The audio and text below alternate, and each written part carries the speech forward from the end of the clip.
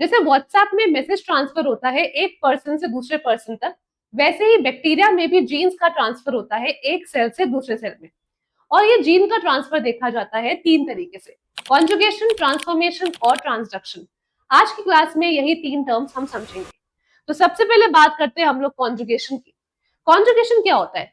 जब बैक्टीरिया का डीएनए एक सेल से दूसरे सेल में ट्रांसफर हो जाता है एक ट्यूब की वजह से, जिसको हम कॉन्जुगेशन ट्यूब बोलते हैं या सेक्स पिलाई बोलते हैं, तो इसे कहते हैं कॉन्जुगेशन। ठीक है।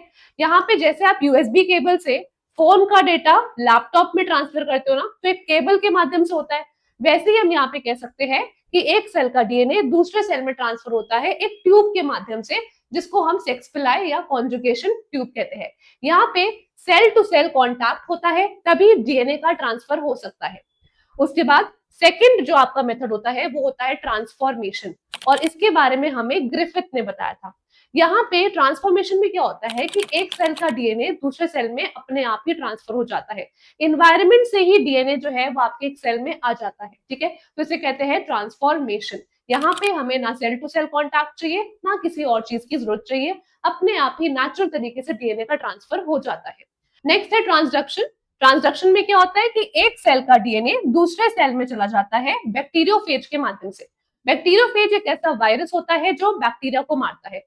तो होता क्या है, बैक्टीरियोफेज आएगा, इस बैक्टीरिया पे बैठेगा, ठीक है, और फिर इस बैक्टीरिया को एक तरह से किल कर देगा। अब यहाँ पे ये अपना डीएनए इस बैक्टीरिया में डाल देगा ताकि उसके डीएनए का मल्टीप्लीकेशन हो।